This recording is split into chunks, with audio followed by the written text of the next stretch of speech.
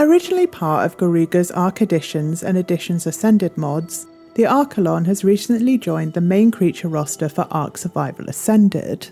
But is this creature based on reality or is it a work of fantasy? Let's find out.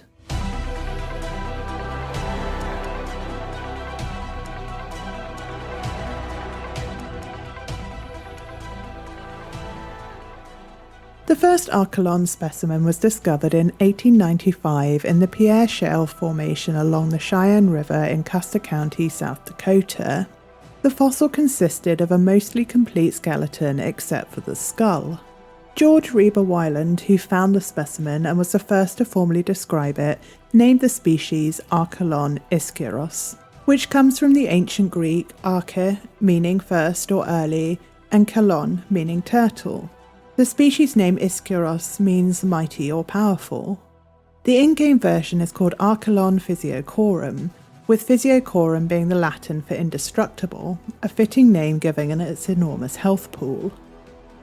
2 years later, a second specimen was found, and this one consisted of only a skull, but this was enough to provide the skeletal evidence for an almost complete turtle. 100 years later, the largest specimen found to date was also discovered in South Dakota, and another in 2002 in North Dakota near Cooperstown. All of these specimens have helped researchers describe and understand more about this magnificent ancient creature. The family group that Archelon belongs to, the Protostegodidae, has been debated by experts over the years. Originally it was included within the evolutionary family that the leatherback turtle is assigned to today, but as things currently stand, research shows that Archelon comes from a completely separate ancient lineage of turtle-like creatures that originated in the late Jurassic and have no living relatives. It's not related to the Carbonemus either. The combination of the discovered specimens and the research that has been carried out provides us with some fairly reliable data when it comes to the size of these gigantic water dwellers.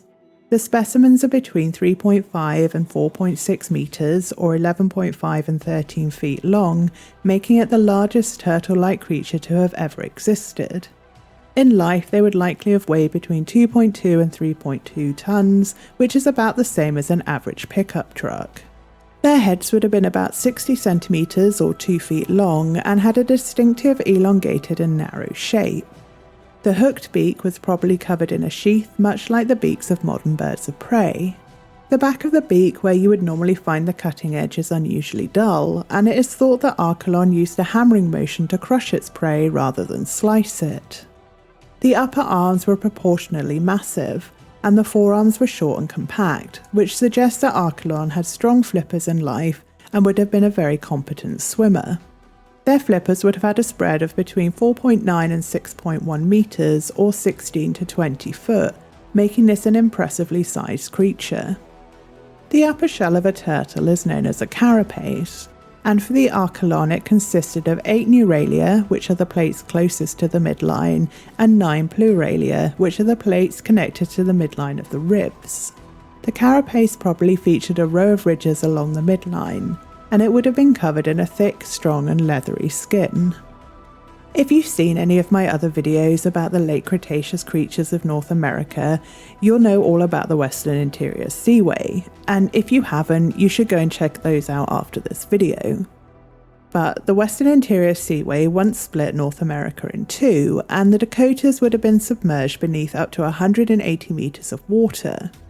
The seafloor would have been muddy and oxygen depleted, with an average water temperature of about 17 degrees Celsius or 63 degrees Fahrenheit.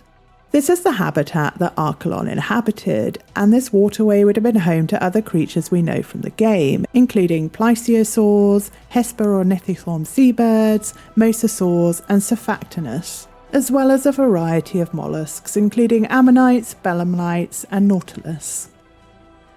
Although Archelon had enormous flippers, they were probably weaker than those that we see in modern leatherback sea turtles, and it is thought that due to this physical limitation, they probably preferred shallower and calmer waters rather than open oceans. Their large flipper to carapace ratio does mean that they were probably able to pursue active prey at a relatively high speed. Archelon was probably an obligate carnivore, meaning that all its nutritional and energy requirements are met through eating other animals. The structure of its jaw would have made it well adapted for crushing, and it is likely that it ate large mollusks and crustaceans. Similar to other marine turtles, it is likely that Archelon came on shore to nest, digging out a hollow in the sand to lay its eggs and then having no involvement in child rearing. As the late Cretaceous progressed, the western interior seaway migrated southward, and it is possible that the Archelon was unable to migrate with it.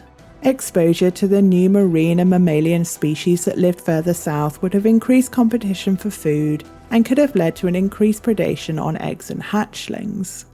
During this time, there was also a cooling of the water, and the average water temperatures may have decreased to 7 to 12 degrees Celsius or 35 to 54 degrees Fahrenheit. It is likely that a combination of these events led to the disappearance of Archelon and a number of its relatives, and by the end of the late Cretaceous they had disappeared from the fossil record. As I've mentioned in my previous videos about sea creatures in ARK, the oceans in-game can often seem a little quiet and definitely lack the diversity of the creatures that you find on land, but the Archelon is another step towards bringing more life to these waters. So, have you found and tamed yourself an Archelon yet? Let me know what your first impressions have been in the comments.